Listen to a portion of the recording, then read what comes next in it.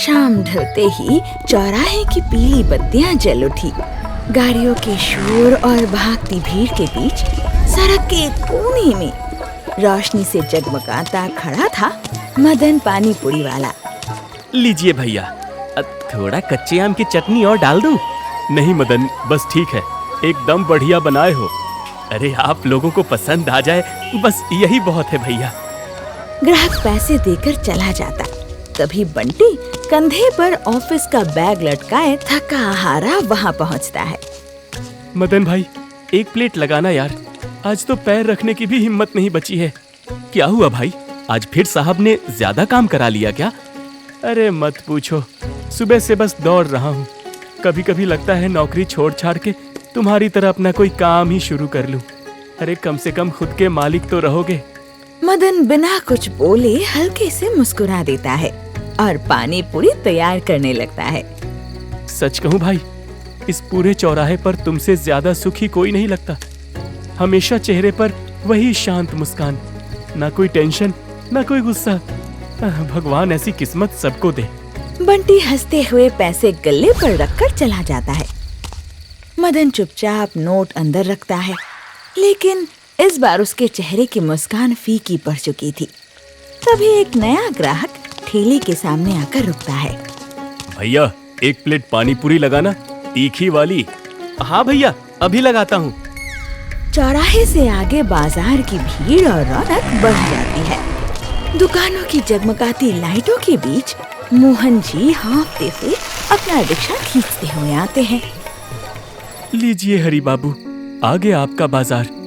ये लीजिए मोहन काका, वैसे आजकल आपकी सांस बहुत फूलने लगी है, थोड़ा आराम किया करिए। अरे बाबूजी, हम गरीबों को आराम कहाँ नसीब। अगर ये पैर रुक गए तो घर का चूल्हा कैसे जलेगा। हरी आगे बढ़ जाता है।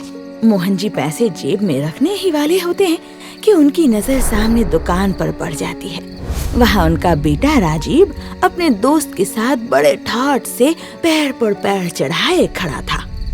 देख भाई, एक दिन किस्मत चमकेगी तो ऐसी चमकेगी कि साला ये पूरा बाजार खरीद लेंगे। बस थोड़ा सब्र रख। अरे सब्र की ऐसी की तैसी, अपनी पर्सनैलिटी देखी है, हैं? ये बड़े बड़े काम करने के लिए बनी है भाई, छोटे मोटे कामों में अपना वक्त जाया नहीं करता मैं। मोहन जी भारी कदमों से रिक्शा खींचते हुए दोनों के पास पहुंचते हैं। राजीव, अरे पापा, आप यहाँ इस खटारे को लेकर क्यों आ गए? अरे कोई देख लेगा तो क्या सोचेगा? कम से कम मेरी इज्जत का तो ख्याल रखा कीजिए। बेटा, सुबह से इस बूढ़े शरीर को निचोड़कर सिर्फ 80 रुपए कमाए हैं। महंगाई आसमान छू रही है। इस रिक्शे की कमाई से अब मैं 3 लोगों का खर्च नहीं उठा पा रहा। अब तो मेरे साथ हाथ बटाओ या कोई और काम ढूंढो ताकि घर में 2 वक्त की रोटी आ सके। फिर वही रोना। मैंने आपसे कितनी बार कहा है कि मुझसे ये चिल्लर कमाने वाले काम नहीं होंगे। अरे इस 2 कौड़ी की गरीबी में घुट घुट कर मरना आपकी आदत होगी, मेरी नहीं। मुझे कोई ऐसा काम करना है जिससे मैं जल्दी से जल्दी अमीर हो जाऊं। अरे मोहन काका, आप भी कहाँ पुराने जमाने की बातें लेकर बैठ गए। अरे मेरे पास एक से एक क्विक अमीर बनने के आइडियाज हैं। हम दोनों मिलकर कुछ ऐसा बड़ा धमाका करेंगे कि आप भी याद रखोगे। सुना आपने? चमन सही कह रहा है। मुझे अपनी जिंदगी अपने ख्वाब से जीनी है। बेटा, कब तक इन चक्करों में फंसे रहोगे? अरे यार, हो गया आपका भाषण शुरू। चल चमन यहाँ से, मूड खराब कर दिया बुढ़ऊ ने। राजीव बिना पीछे मुड़े तेजी से आगे बढ़ जाता है और चमन भी उसके पीछे पीछे भागता है। रात गहरा चुकी है, चारों तरफ सन्नाटा पसरा है। तभी मोहन जी के घर का दरवाजा खुला और राजीव हाथ में एक छोटा सा झोला लिए दबे पांव चोरों की तरह बाहर आता है। गली के मोड़ पर एक खंबे के पीछे छुपा चमन उसका इंतजार कर रहा था। आ गया नवाब साहब। मैं तो सोच रहा था कहीं बुढ़ऊ ने रस्सी से बांध कर तो नहीं सुला दिया। अरे चुप कर यार, बड़ी मुश्किल से निकला हूँ। अगर पापा जाग जाते ना तो फिर आज 2 घंटे का ज्ञान सुनना पड़ता। अरे ज्ञान नहीं भाई, वो तो फुल लंबी वेब सीरीज चलाते हैं। अरे एक बार शुरू हो गए तो इंटरवल भी नहीं मिलता। सही कह रहा है। वैसे बैग में क्या भर कर लाया है? हाँ, 2 जोड़ी कपड़े हैं और कुछ पैसे हैं बस। और तू? मेरे बैग में जिंदगी बदलने का सामान है। भाई मैं तो इतनी तैयारी से आया हूँ कि रास्ते में कंगाली हमें छू भी नहीं सकती। 2 समोसे, 1 पानी की बोतल और आधा पैकेट नमकीन। और सुबह को भूख लगी तो मम्मी के हाथ के थेपले भी रख लाया हूँ। अरे अमीर बनने निकले हैं भाई, भूखे पेट थोड़ी ना क्रांति होगी। क्रांति करने जा रहे हैं, कोई पिकनिक पर नहीं। देख चमन, पीछे मुड़कर मत देखना। अब इस शहर ने हमें सिर्फ तंगी और ताने दिए हैं।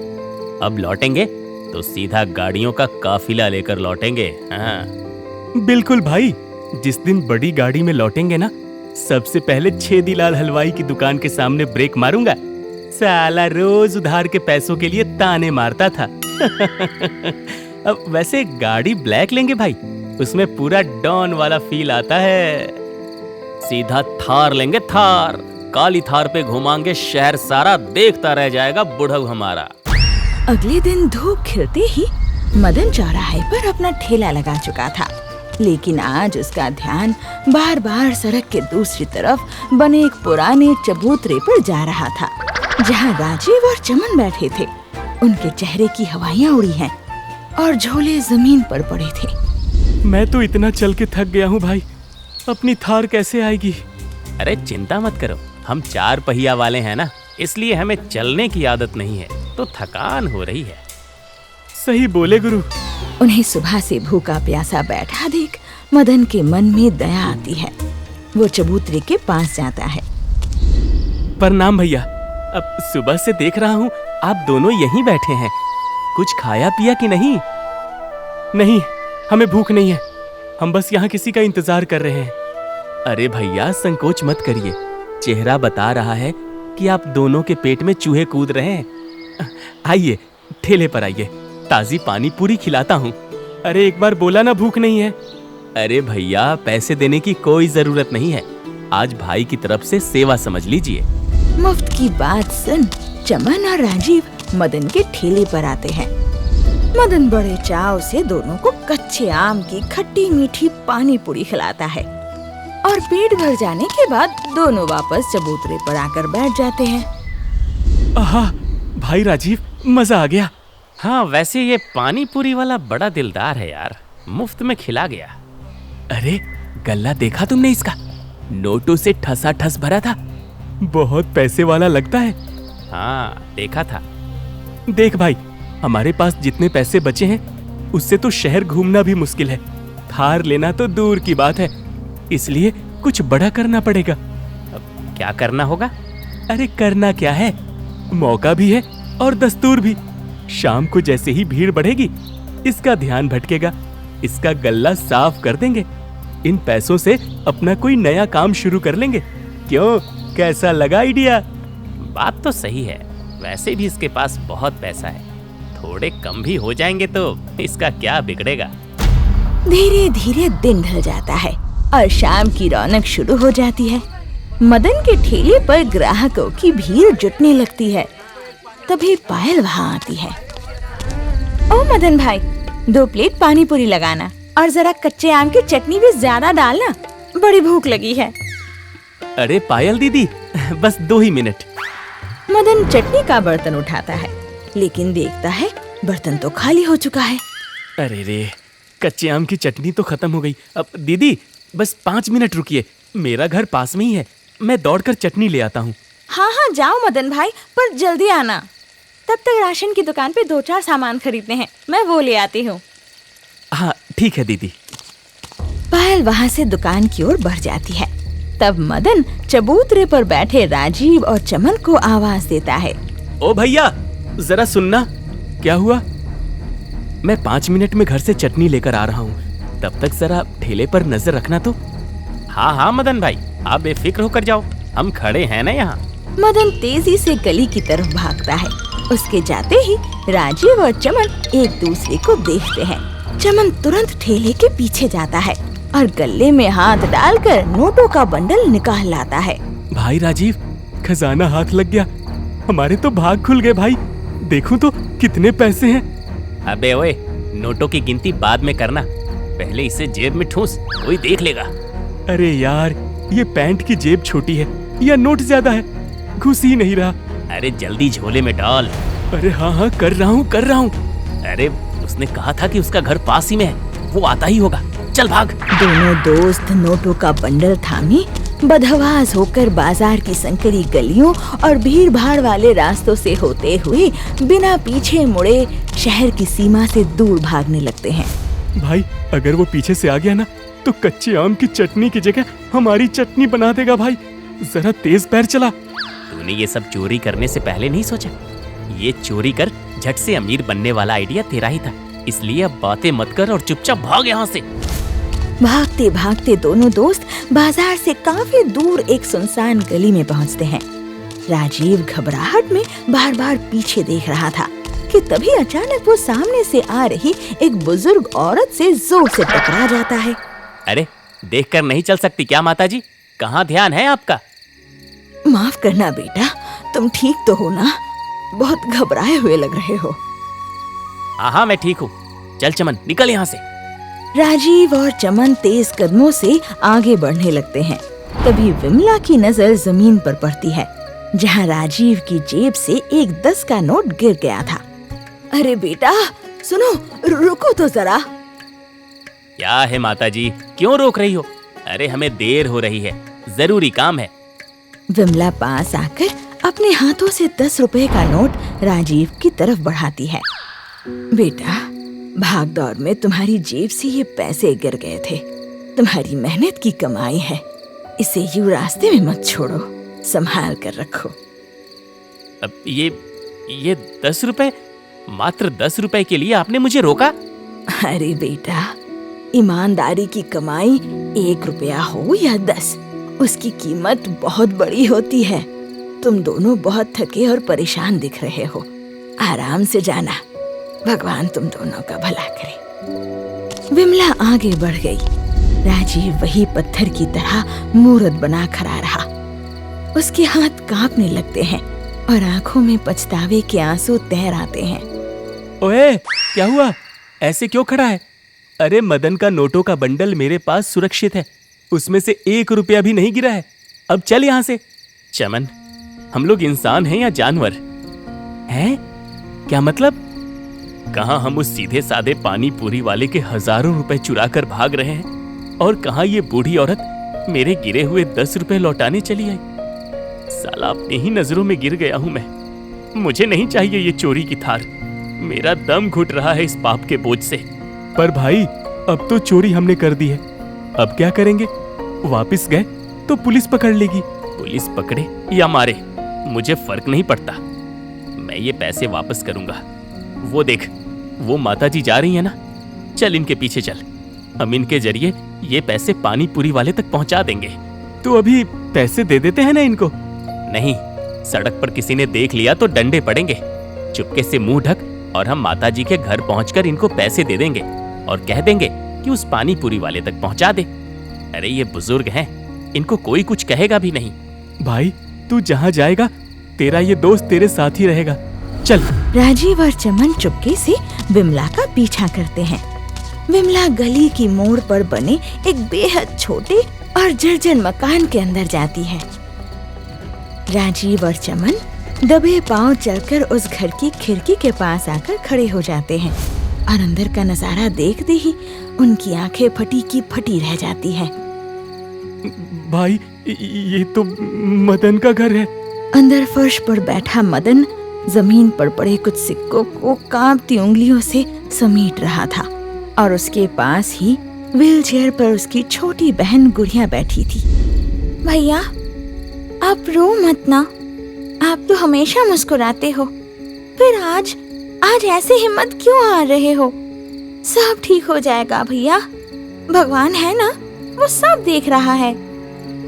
अरे कैसे ठीक होगा गुड़िया, सब खत्म हो गया, मैं लुट गया रे छोटी, सब खत्म हो गया। भैया सिर्फ पैसे ही तो चोरी हुए हैं ना, आप सही सलामत हो, माँ ठीक है, तो फिर डर किस बात का? पैसे तो आप मेहनत करके दोबारा कमा लोगे और हम घर का खर्च थोड़ा कम कर देंगे। अरे मुझे घर के खर्च की चिंता नहीं है गुड़िया, वो पैसे, वो जो 20,000 रुपए गले में थे ना, वो मैंने रात दिन एक करके इसलिए जोड़े थे ताकि अगले हफ्ते से डॉक्टर तेरे पैरों का इलाज शुरू कर दे। खिड़की के बाहर खड़े राजीव और चमन का दिल ये सुनते ही जैसे बैठ जाता है। दोनों एक दूसरे को ग्लानि भरी नजरों से देखते हैं। अरे मैंने सोचा था कि मेरी बहन अब इस व्हीलचेयर से उठकर अपने पैरों पर खड़ी हो पाएगी, पर उन कसाईयों को जरा भी तरस नहीं आया। वो चोर मेरे पैसे नहीं ले गए गुड़िया, वो मेरा सपना, मेरी खुशियां चुरा कर भाग गए रे। मैं कैसा अभागा भाई हूँ, अपनी बहन का इलाज भी नहीं करा पाया मैं। तभी दरवाजे से विमला अंदर दाखिल होती है। मदन को इस हाल में रोते देख वो घबराकर अपना झोला जमीन पर ही रख देती है। अरे मदन, क्या हुआ तुझे? तू ऐसे जमीन पर बैठकर क्यों रो रहा है? माँ, जिन 2 लड़कों पर भरोसा करके मैं घर चटनी लेने आया था, वही पीठ में छुरा घोंपकर भाग गए माँ। गुड़िया के ऑपरेशन का सारा पैसा ले गए वो। हे भगवान, ये कैसा न्याय है तेरा? मेरे बच्चे ने कभी किसी का बुरा नहीं किया। वो इंसान थे या कसाई, भगवान उन्हें कभी माफ नहीं करेगा, कभी नहीं। ग्लानि और भारी पछतावे से भरे राजीव से अब और रुका नहीं जाता। वो अपनी आंसू पोंछता है और पैर पटकते हुए सीधे घर के अंदर दाखिल हो जाता है। उसके पीछे पीछे चमन भी सिर झुकाए अंदर आता है। अरे आप दोनों, आप यहाँ कैसे? माँ, यही हैं वो लोग जिन्होंने गुड़िया के इलाज के पैसे चुराए थे। राजीव बिना कुछ बोले सीधा मदन के पैरों में गिर जाता है और फफक फफक कर रोने लगता है। हमें माफ कर दो मदन भाई, हमसे बहुत बड़ी भूल हो गई भाई। मदन भाई, ये लो तुम्हारे पूरे 20,000 रुपए, 1 रुपया भी कम नहीं है इसमें। हमें माफ कर दो भाई, हमसे बहुत बड़ा पाप हो गया है। तुम दोनों ने ऐसा क्यों किया भाई? मैंने तो तुम दोनों को अपना मेहमान समझकर आदर दिया था ना, तुम पर भरोसा करके तुम्हारे जिम्मे दुकान छोड़कर आया था ना। हम जिम्मेदारी से भागकर रातों रात अमीर बनने निकले थे, लेकिन बाहर सड़क पर तुम्हारी माँ ने जब मेरा गिरा हुआ 10 रुपए का नोट लौटाया तो मेरी सोई हुई आत्मा जाग गई। हम तुम्हारे गुनहगार हैं मदन भाई, चाहे तो पुलिस को बुलाकर हमें जेल भिजवा दो, पर हमें माफ कर दो। विमला राजीव के सर पर हाथ रखती है। उठो बेटा, उठो, हमने तुम दोनों को माफ कर दिया है। भैया देखा, भगवान ने हमारी सुन ली, हमारे पैसे भी वापस आ गए। मुझे पुलिस को नहीं बुलाना भाई। जिसने अपनी गलती मान ली और किसी की बेबसी देखकर उसका दिल पिघल गया, वो पापी नहीं हो सकता। तुमने मेरी बहन की खुशियां मुझे लौटा दी, यही मेरे लिए बहुत है भाई। मदन भाई, आज तुमने और तुम्हारी माँ ने हमें सिर्फ माफ नहीं किया, बल्कि हमें नया जीवन दिया है। अब मैं कभी शॉर्टकट से अमीर बनने के सपने नहीं देखूंगा। मैं भी मेहनत की कमाई खाऊंगा। हाँ, कल सुबह ही मैं वापस अपने पापा के पास जाऊंगा और उनके साथ रिक्शा चलाकर ईमानदारी की कमाई से उनका हाथ बटाऊंगा। जुग जुग जियो मेरे बच्चों, आज तुम दोनों ने इस बूढ़ी माँ के दिल को ठंडक पहुंचाई है। ईमानदारी के रास्ते पर चलोगे तो भगवान हमेशा बरकत देगा तुम्हें। अगली सुबह सूरज की पहली किरण के साथ ही राजीव और चमन अपने गांव वापस लौट आते हैं। मुख्य सड़क के मोड़ पर चमन की नजर मोहन जी पर पड़ती है। राजीव, वो देख, मोहन काका। मोहन जी एक सवारी को पीछे बिठाए पूरी ताकत लगाकर रिक्शा खींच रहे थे। सुबह की कड़कड़ाती धूप में उनका बूढ़ा शरीर पसीने से तरबतर हो रहा था। पैर कांप रहे थे और हर सांस के साथ छाती जैसे धाकनी की तरह चल रही थी। पापा रुक जाइए। मोहन जी हांफते हुए ब्रेक मारते हैं और पीछे मुड़कर देखते हैं तो राजीव को सामने पाकर उनकी आंखों में गुस्सा और दुख एक साथ उभर आता है। तुम यहाँ क्या कर रहे हो? चले गए थे ना अपनी बड़ी दुनिया में अमीर बनने। जाओ, इस बूढ़े आदमी को तुम्हारी कोई जरूरत नहीं है, चले जाओ यहाँ से। राजीव रोते हुए अपना झोला चमन की तरफ बढ़ाता है। चमन, पकड़ इसे। मुझे माफ कर दो पापा, मैं बहुत बड़ा नालायक हूँ, मैं गधा हूँ। अपनी झूठी शान के चक्कर में आपकी तकलीफ को देख ही नहीं पाया। मुझे माफ कर दो पापा। आप उतरिए, इन्हें जहाँ जाना होगा मैं छोड़ दूंगा। आप उतरिए रिक्शा से। राजीव, ये क्या कह रहे हो तुम? पापा प्लीज, पापा मुझे माफ कर दीजिए। पापा आप नीचे उतरिए ना, बहुत खींच लिया आपने इस परिवार का बोझ। अब आपकी जगह आपका बेटा खड़ा होगा। मोहन जी भीगी आंखों से अपने बेटे को देखते हैं और रिक्शे से उतर जाते हैं। चमन, तुम पापा को घर पर छोड़ दो, मैं तुमसे शाम को मिलता हूँ। ठीक है भाई। कुछ हफ्तों बाद रात के समय चौराहे पर मदन पानीपुरी वाला का ठेला रोशनी से जगमगा रहा था और सामने बंटी हमेशा की तरह कंधे पर बैग लटकाए खड़ा था। सच कहूँ मदन भाई, आज तो साहब ने ऐसी क्लास ली है ना कि दिमाग का दही हो गया। अरे एक तुम्हारी ही किस्मत तो चकाचक है और हमारी लाइफ में सिर्फ मेहनत और टेंशन लिखी है। बंटी भाई, मेहनत तो हर काम में है, हाँ, पर हमारी जितनी तो नहीं। अरे आपको तो अपनी मर्जी का काम है, पूरी आजादी है। तभी दूर से हंसते खिलखिलाते हुए राजीव और चमन ठेले की तरफ आते दिखाई देते हैं। उन्हें देखकर मदन का चेहरा जैसे खुशी से खिल उठता है। अरे राजीव भाई, चमन भाई, आइए आइए, बड़े दिनों के बाद आए। बस भाई काम में थोड़ा व्यस्त थे, सोचा आज आपसे भी मिल लें। देखा, मैं भी यही कह रहा था कि आपकी लाइफ कितनी बढ़िया है। जितनी मेहनत हम नौकरी वाले करते हैं उतनी तो आपको करनी ही नहीं पड़ती। तो एक दिन आप ये ठेला लगाकर क्यों नहीं देख लेते भैया, आपको भी पता लग जाएगा। राजीव की बात सुनकर बंटी थोड़ा असहज हो जाता है। वो जल्दी से पैसे गले पर रखता है। अच्छा मदन भाई, चलता हूँ, ये लो पैसे। बंटी मुंह बनाते हुए वहाँ से चला जाता है। आप दोनों का काम कैसा चल रहा है?